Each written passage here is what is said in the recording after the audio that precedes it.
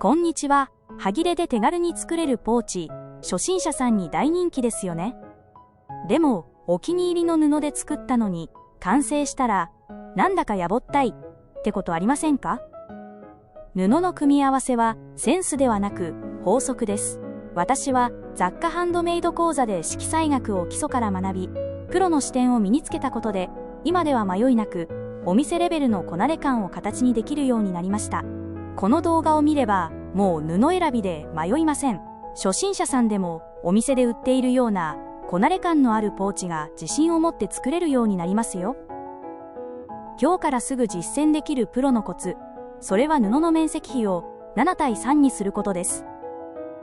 では、ここから具体的な10種のデザインを見ていきましょう。デザインの1つ目はシークレットポップです。表地は落ち着いた無地でシンプルにまとめ、裏地に思い切りビビッドで派手な柄布を使うテクニックです。使うたびにちらりと見える柄がワクワク感を演出してくれますよ。このデザインはまだ柄と柄を組み合わせる自信がない初心者さんに一番おすすめの方法です。外側が無地なので、お洋服やバッグの中で悪目立ちすることもありません。思い切って大好きな大柄や派手な色を裏地に忍ばせてみてください。2つ目は王道で失敗しない柄からの色拾いです。使いたい柄布を見つけたら、その柄の中に使われている一色を抜き出して切り替え部分や裏地の無地として使います。一番確実で全体がしっくりと調和する魔法のテクニックです。例えば青と黄色の花柄なら、黄色を拾って下部3割の切り替え部分に使います。これだけでお店で売っているような統一感のある仕上がりになります。柄の中からどの色を拾うかで、元気な印象にもシックな印象にも変えられるのが楽しいところです。3つ目はメリハリを生む曲線×直線です。ふんわりとした花柄のような曲線の柄にストライプやチェックなどの直線の柄を合わせる組み合わせです。柄同士の組み合わせですが、タイプの違う柄を合わせることでお互いを引き立てます。甘くなりがちな花柄もカチッとしたストライプを合わせることですっきりとまとまった爽やかなデザインになります。この時、色合いは同系色でまとめるのがコツです。柄のタイプを分けるテクニック、ぜひ試してみてください。4つ目はセンスが光る大柄×小柄の北欧風デザインです。同じ大きさの柄を並べるとごちゃごちゃしますが、柄の大きさに緩急をつけることで、片方がもう片方を引き立てる関係性が生まれます。大柄を主役、小柄を脇役にしましょう。大きな北欧風の花柄を上部7割に使い、下部3割には遠目では無地に見えるような細かいドット柄を合わせます。主役と脇役が明確になり、スタイリッシュな北欧雑貨のような仕上がりになりますよ。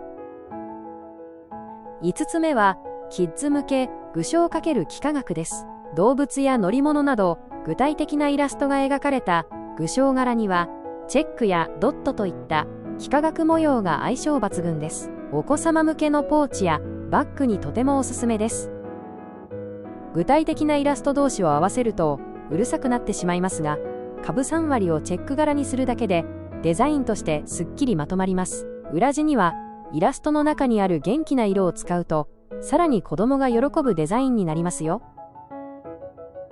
前半のまとめです。無地と合わせるなら柄から色を拾う。柄同士なら曲線と直線や大柄と小柄のように対比を作るのがコツでした。また見えない裏地で遊ぶのも手作りの醍醐味です。ここまで柄の組み合わせを中心とした5つのデザインをご紹介しました。後半では色に注目したトーン統一や和モダンなど、さらにセンスよく見せるための応用デザイン5つをご紹介します。配色の基本であるトーン色調を統一することやアクセントカラーの使い方を知るだけで、デザインセンスがなくてもプロっぽく見せることができますよ。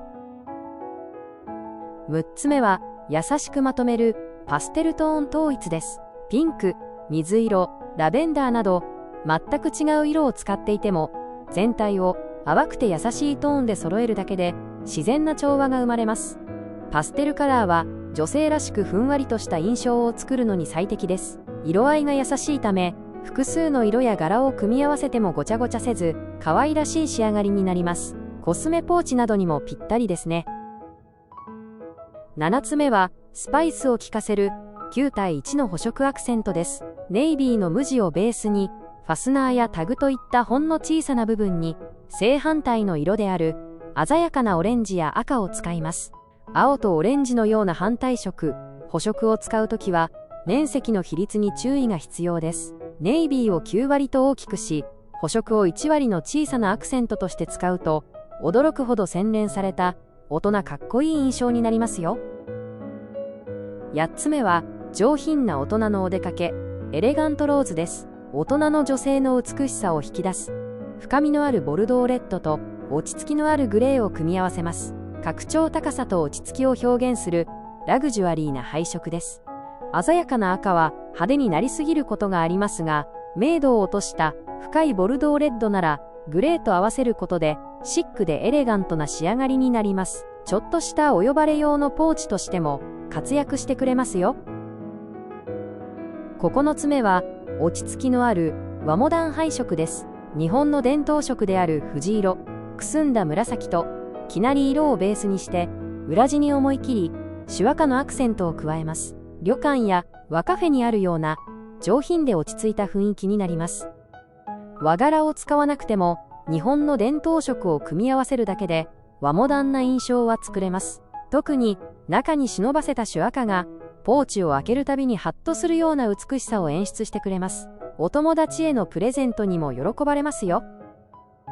最後、10個目はベースカラー合わせの柄ミックスです。柄と柄の組み合わせに迷ったら背景色が同じ布同士を選んでみましょう。例えば背景がどちらも紺色なら上に乗っている柄が違ってもしっかりとまとまりが出ます。このテクニックを使えば普段なら合わせないような意外な柄同士でも不思議と統一感が出ます。余った端切れを組み合わせて作るときにもベースの色さえ合っていれば失敗しないのでとても便利な法則です。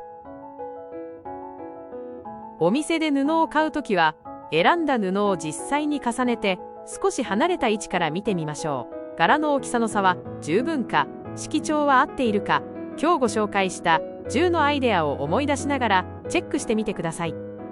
ァスナーポーチ作りでは布だけでなくファスナーの色選びも重要です。布の色と同系色にしてなじませるか、あえて補色を使ってアクセントにするか。布選びの法則はそのままファスナーなどの副資材選びにも応用できますよ。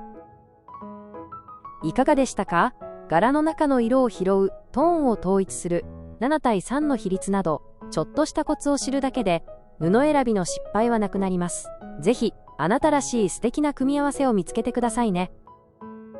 洋裁は、自分好みの布を選べるのが最大の魅力です。今回ご紹介した10種類のデザインを参考に、ぜひ楽しみながら、ファスナーポーチ作りに挑戦してみてください。最後までご覧いただき、ありがとうございました。